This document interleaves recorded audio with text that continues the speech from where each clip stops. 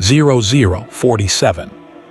The deer were not cooperating, which was, in Priya's experience, their only consistent personality trait. She was on her knees in wet bracken at the edge of deer pen enclosure, tweezers in one hand, a small evidence bag in the other, trying to extract a clump of coarse red-brown fur from the lower strand of a post-andrail fence without losing it to the wind. The fog was doing what Windsor fog does in November, which is sit on everything with a kind of patient indifference, softening the tree lines, muffling the distant sound of the park road, making the whole landscape feel slightly unreal, like a photograph of itself taken through glass. She got the fur, bagged it, labeled it with the site code, the time, the GPS coordinates she'd already logged on the handheld, and the small arrow she drew on every label to indicate wind direction, which was a habit she developed herself, and which nobody had asked for but which had, twice now, helped her identify anomalies in movement data that the standard protocol would have missed. She sat back on her heels and looked at the fence line stretching away into the fog. 17 sample sites across Windsor Great Park. She'd visited each one at least twice a week for 3 weeks. She knew this fence line the way you know a road you drive in the dark, by feel, by rhythm, by where the ground dips slightly and where the post spacing changes. She could tell, from the height and density of the fur deposits, roughly which animals were using this crossing and in what order. She had not, to her knowledge, told anyone that. It wasn't in the protocol. It was just a thing she knew now. Her radio crackled. Dev's voice, slightly too loud the way it always was when he was excited about something. Priya, base camp, nowish. No rush, but also kind of a rush. She clipped the sample bag into the collection case, stood up, and started back through the bracken. Dev was a third-year PhD student in ecological genetics and the nominal field team lead, which meant he was responsible for scheduling, equipment, and the group WhatsApp, all of which he managed with a level of enthusiasm that the rest of the team found both essential and mildly exhausting. When Priya got back to the site office, a converted groundskeeper's building at the edge of the formal gardens, he was standing in the middle of the room holding his phone with both hands and wearing an expression she had never seen on him before. Siobhan looked up from the sample processing bench. She was Irish, a second-year postdoc, and had the quality that certain people develop after enough field seasons of being completely impossible to rattle. She looked at Dev, then at Priya, and said, "He's been like this for 4 minutes. I've timed it." "I just got a call," Dev said. "Okay," said Priya. From the Royal Household Liaison Office. Priya set her collection case on the bench. "Okay." "Prince Louis, the youngest one. He's been doing this junior park ranger program through the Crown Estate. They want to bring him out for a real field session." He paused. "With us, our project. Sample collection, rub site ID, the whole thing." The room was quiet for a moment, except for the hum of the small centrifuge, running a baseline extraction in the corner. "How old is Prince Louis?" Siobhan asked. 6, said Dev. Siobhan looked at the ceiling. "Right. They want it to be an actual working session, not a demonstration. He's going to participate in the field work." Dev was reading from his phone now. The liaison used the phrase genuine scientific engagement 3 times in 2 minutes. Priya pulled out her field notebook and sat down. "When?" "Thursday." "That's 4 days." "I know. The enclosure 7 samples won't be processed by then." "I know. And the rub site map still has 3 gaps in the northern grid." "I know, Priya." She looked at him. He was still holding the phone with both hands. "You're going to make laminated field guides, aren't you?" He opened his mouth, closed it. "They could be useful." Siobhan turned back to her bench. "There it is." Priya didn't tell people the reason she was here, usually. It wasn't that it was private exactly, more that it didn't translate well in rooms full of people who came to conservation biology through gap year wildlife encounters and David Attenborough specials, and an abstract love of nature that Priya respected but didn't quite share. Her relationship with it was more specific than love, more like obligation with the texture of grief. Her father had grown up in a village in the Saurashtra region of Gujarat, on the eastern edge of what had once been a functioning wildlife corridor. Leopards, jungle cats, the occasional sloth bear moving through in the dry season.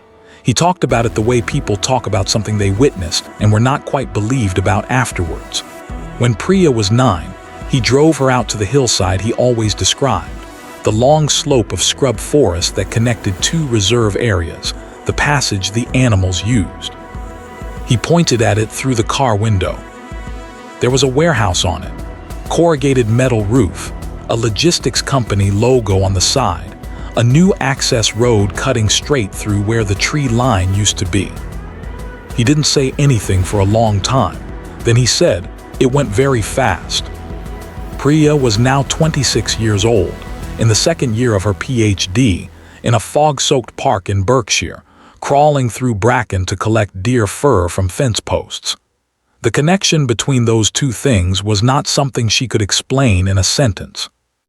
But it was the entire reason she got up before dawn to check sample sites, the reason she drew the extra wind direction arrow on every label, the reason she stayed late entering data when everyone else had gone back to the accommodation, the reason she cared, specifically and deeply, about a herd of red deer in Windsor Great Park that most of the country didn't know existed. The data took years to mean anything. That was the point.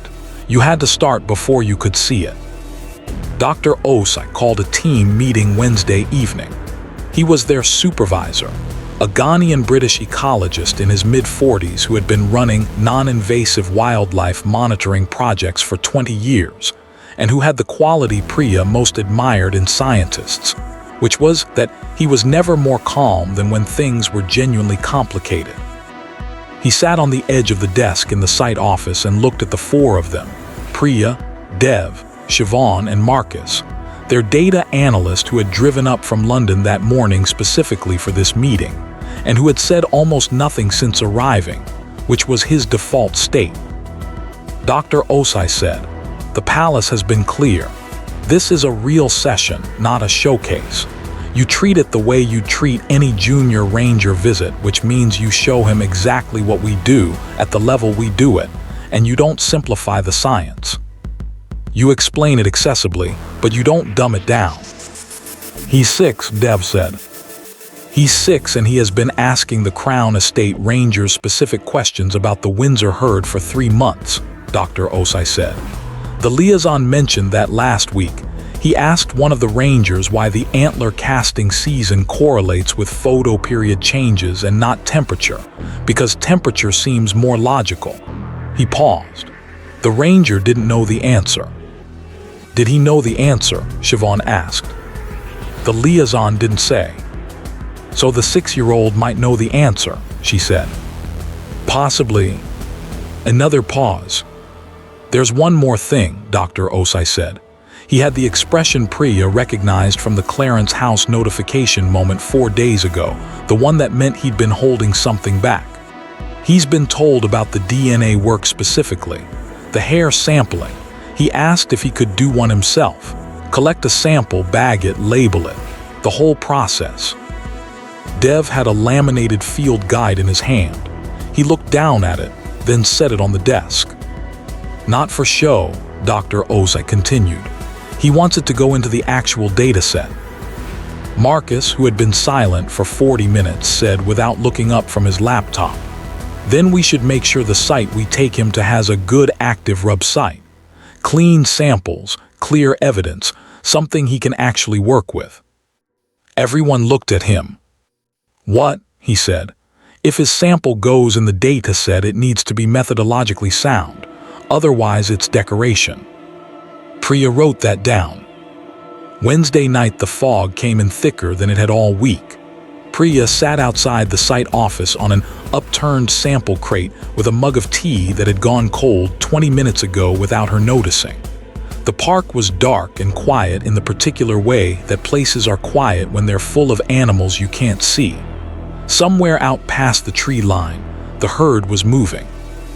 She knew this because the camera trap on the northern fence had logged 11 motion events since 8 p.m., which was higher than the weekly average for a Wednesday.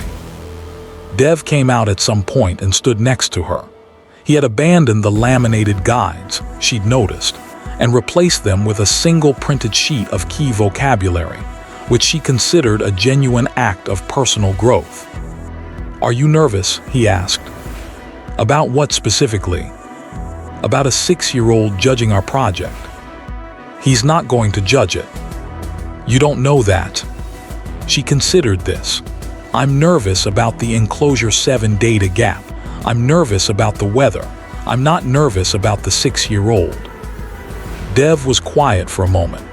"My cousin's kid asked me last Christmas why I study deer, and I genuinely couldn't answer in a way that satisfied him. He was 8. It took him about 30 seconds to find the hole in my reasoning." "What was the hole?" "He asked why it mattered if the deer were genetically diverse if the park was surrounded by roads and they couldn't go anywhere anyway." Dev paused. "Which is actually a really important question about metapopulation connectivity that I have a whole chapter on." "What did you tell him?" "I said because knowledge matters even when the situation is hard." He said okay and went back to his video game. Priya looked out at the dark tree line. "That's the answer," she said. "I know," said Dev.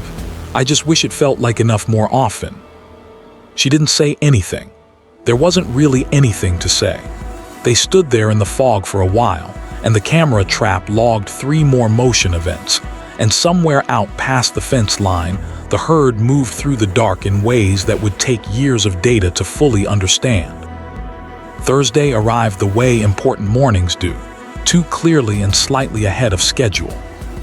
Priya was awake at 5 without an alarm.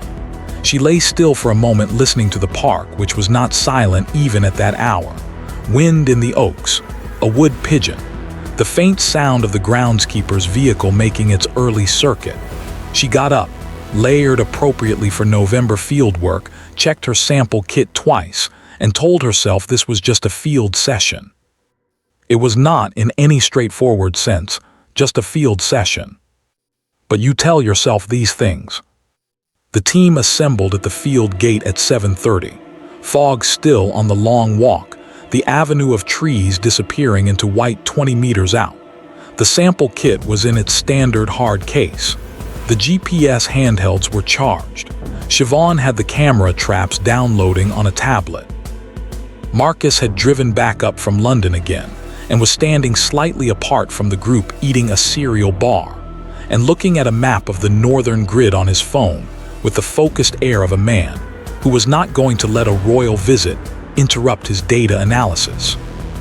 Dr. Osa arrived last, looked at all of them and said, "Just show him what you actually do." That was all. The convoy came through the park gate at 8:15. 3 vehicles. 2 were the kind of anonymous dark estate cars that Priya associated with official arrangements of all kinds. The third was smaller, a Land Rover Defender in Crown Estate green, and it pulled up closest to the field gate. Siobhan was standing beside Priya. She said, quietly and without drama, "He's going to be 6 years old." Not worried, just placing a fact in the air that they both needed to hold on to. "Yes," said Priya. "I'm going to talk to him like a field assistant." "That's probably right." "Good." The door opened. Prince Louis was wearing the Junior Ranger kit, green waterproof jacket, walking boots that had clearly already seen some serious use.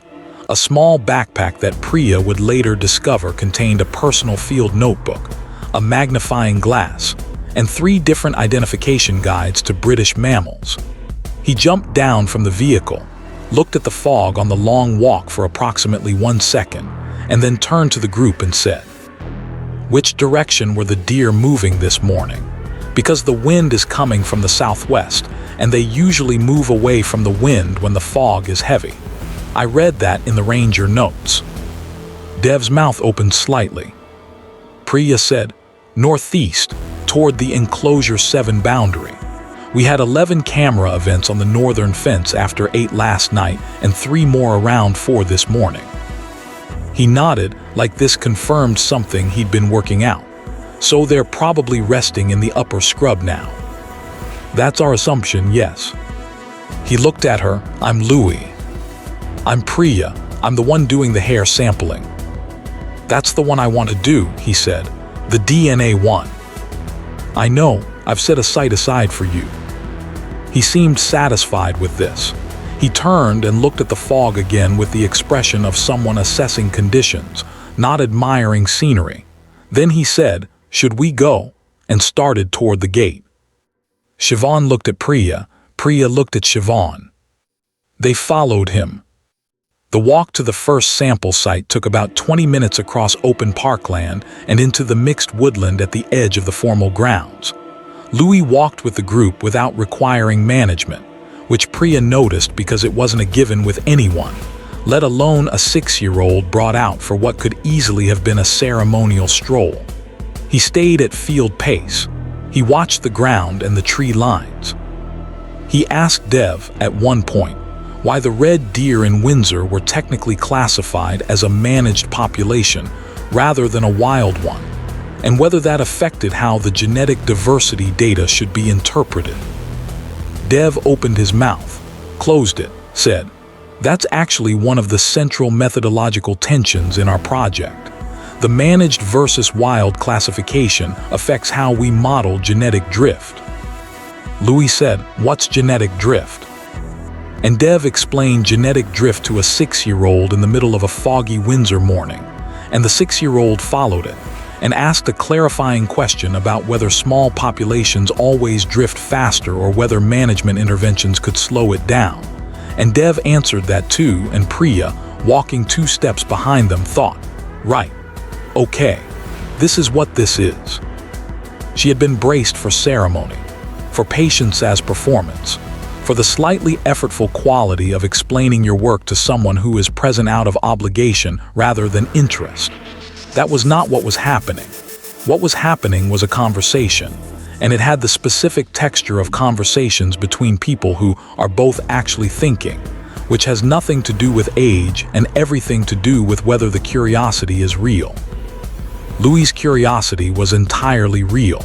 She could tell within the first 10 minutes because of the follow-up questions. People who are performing interest ask opening questions and receive the answers graciously and move on. People who are actually interested ask what the answer means, and then what that means, and then whether that changes something they thought they understood before. Louis kept pulling threads. By the time they reached the first rub site, he had pulled enough threads that Dev had inadvertently sketched out approximately 60% of their project's theoretical framework. Siobhan caught Priya's eye at one point and made a very small expression that communicated, without words, something like, "I was not prepared for this, and I'm not sure whether to be delighted or destabilized." Priya made an expression back that said, "Both, definitely both." The first rub site was a fence post at the boundary of the mixed woodland, where a gap in the tree line created a natural crossing point, and the deer had been using the same post as a scent marking station for, based on the camera data, at least the past 2 seasons. The post was worn smooth in a diagonal band from about knee height to mid-thigh. The wood darkened and slightly glossy from repeated contact, and there was a good deposit of coarse red-brown fur caught in the grain just below the smoothest point. Priya stopped the group about 3 meters out. "Before we approach, what do you notice?" She had asked this because it was what she always asked junior ranger groups. She was mildly embarrassed to realize she'd aimed it at Louis with exactly the same inflection she used with adults.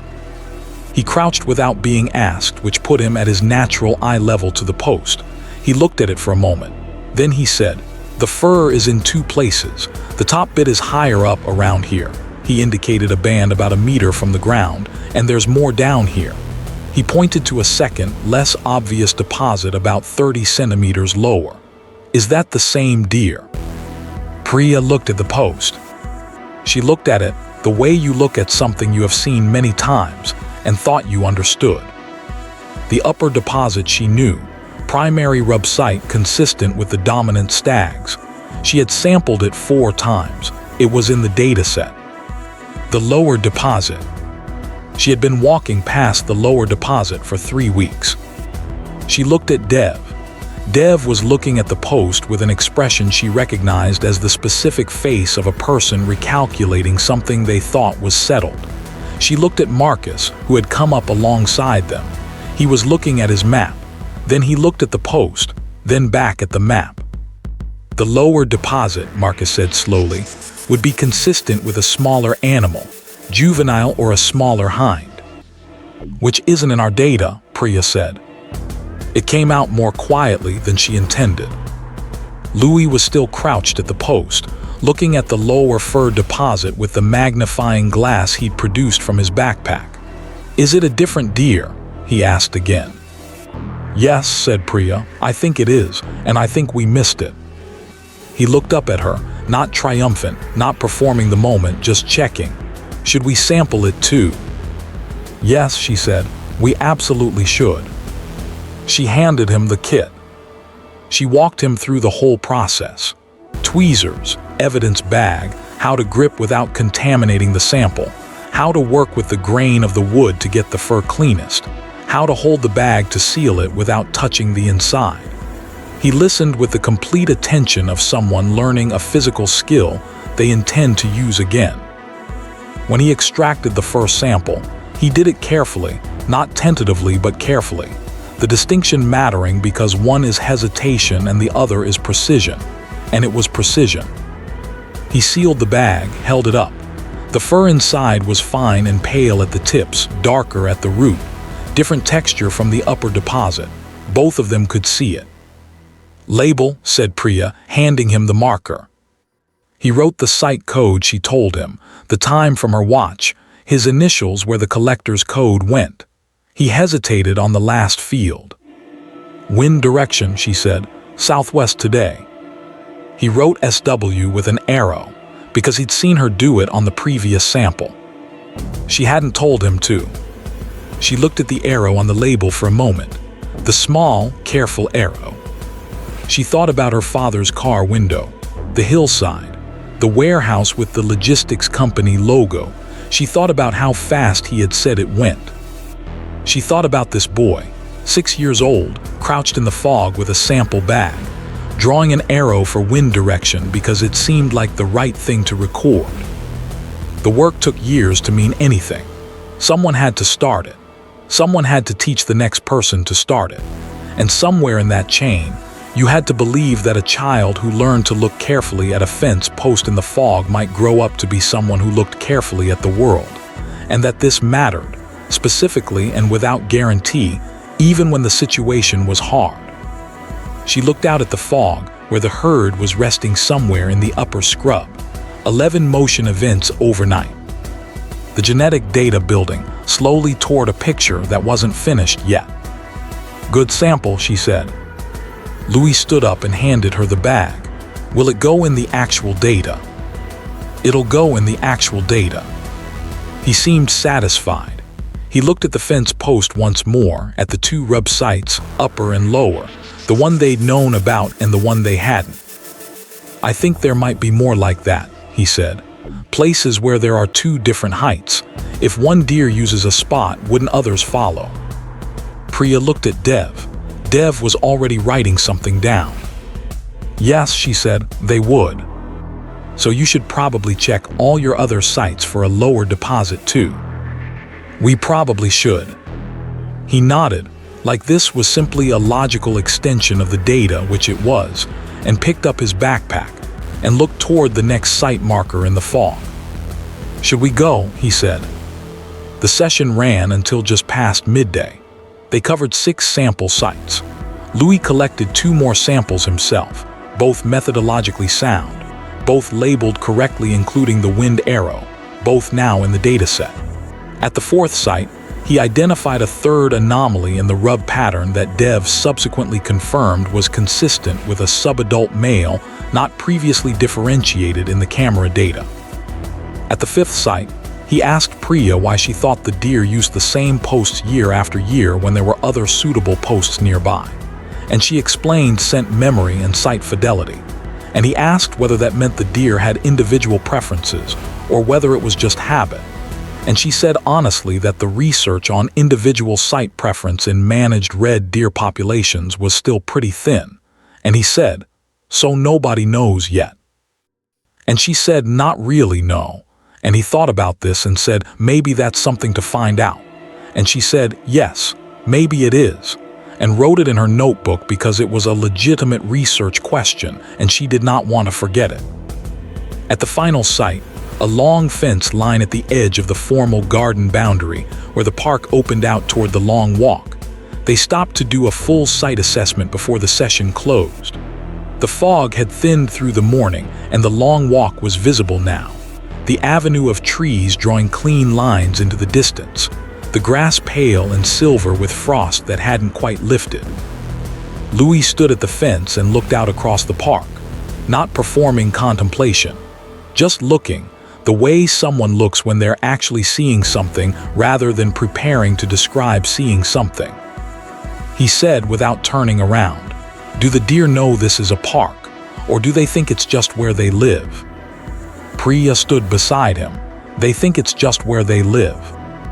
"That's good," he said. "I think that's better." She didn't say anything. There wasn't really anything to say. The convoy left at 12:30. Louis shook hands with the whole team, which Priya had not expected, and thanked each of them specifically for something they'd individually explained or shown him, which she had also not expected. When he got to her, he said, "The arrow for wind direction. That's not in the standard protocol, is it?" "No," she said, "it's something I added. I'm going to put it in my field notebook," he said, "as a thing to always do." Then he climbed into the Land Rover, and the convoy pulled away through the park gate, and the fog closed back behind it. Priya stood at the fence line for a long time after the others had gone back to the site office. The frost was still on the grass in the shadow of the tree line, a crow somewhere in the oaks, the distant sound of the park road, the fence post in front of her with its two rub sites, the one she'd known about and the one she hadn't, the upper deposit in the dataset for 3 weeks and the lower deposit found this morning by a 6-year-old with a magnifying glass and a question nobody had thought to ask.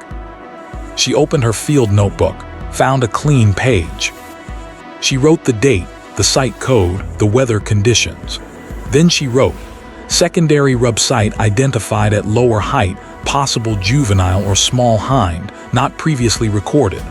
All sites require reassessment for secondary deposits."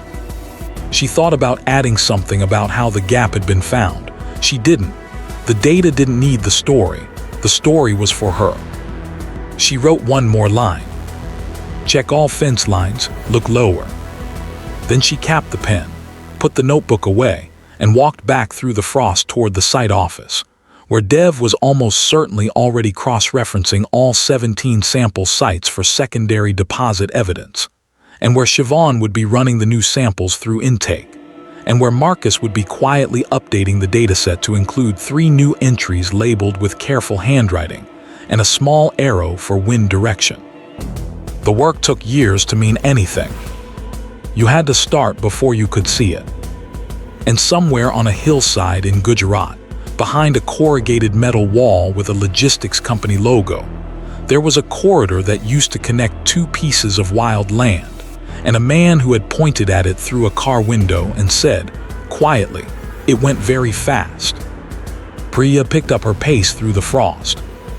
There was a lot of fence lines still to check.